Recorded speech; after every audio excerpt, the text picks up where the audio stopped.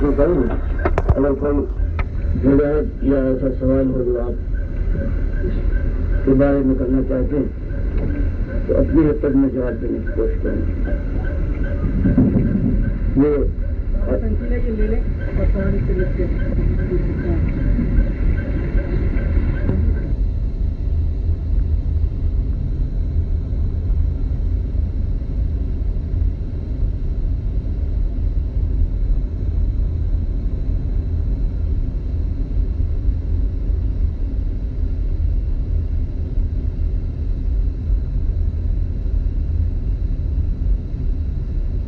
مشہور آدمیوں میں احمد بن حنبل نے یہ مسئلہ اٹھایا، یہاں روح لوٹتی ہے، یہی سوال و جواب ہوتے ہیں، یہی سزا اور جزا ہوتی ہے۔ عظیم انسان کی اکثریت نے ان کی بات مانی، پھر یہ بات بڑھائی کہ نبی صلی اللہ علیہ وسلم پر اعمال پیش کیے جاتے ہیں۔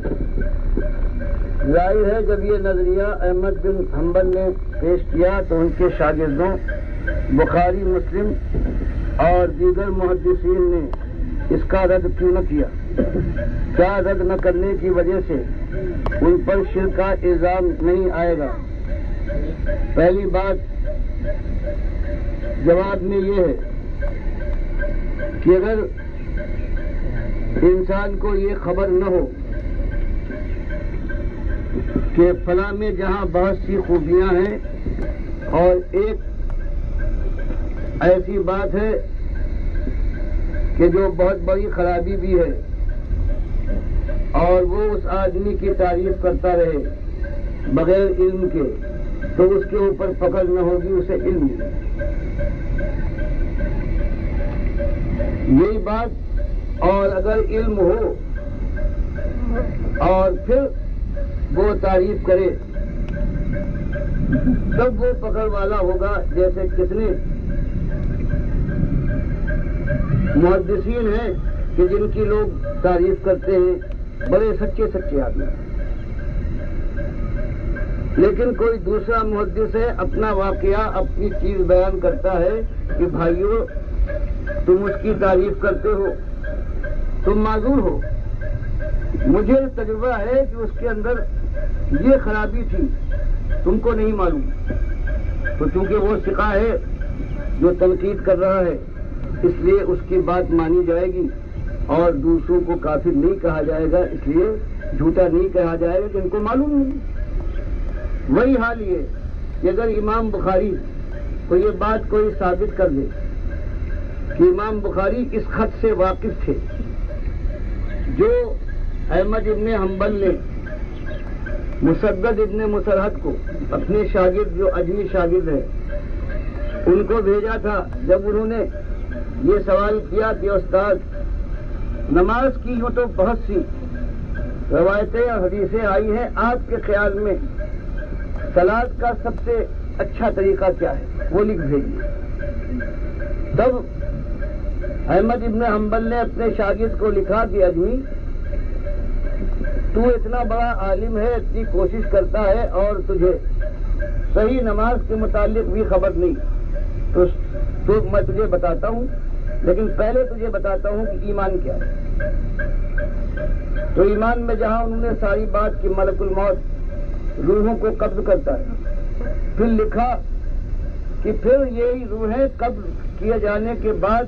انہی جسموں میں رد کر دی، لوٹائی جاتی ہیں، ڈالی جاتی جسموں میں، تب تو بات ٹھیک تھی، کوئی اور جسم جیسے صحیح بات ہے۔ انہوں نے رد کا لفظ استعمال کیا ہے، تو رد یہ لوٹائی جاتی ہیں انسانی انہی جسموں میں جن کے اندر سے نکلی تھی، اور یہ بنیاد بن گئی کہ مردے کا زندہ ہونا اور قرآن اور حدیث کا کفر اس سے لازم آیا۔ تو یہ انہوں نے کوئی حدیث کی بات بیان نہیں کی، نہ اپنی کوئی روایت، نہ کوئی کتاب لکھی، ایک خط اپنے شاگرد مسدد ابن مسرحد کو لکھا، جیسے آج طبقات حنابلہ میں اس کو اس کی تائید کے ساتھ ثبوت کے طور پر جو پیش کیا جاتا ہے۔ حامد الفقی نے جو احمد ابن حنبل کی اس کتاب کو، اس صلاۃ کا جو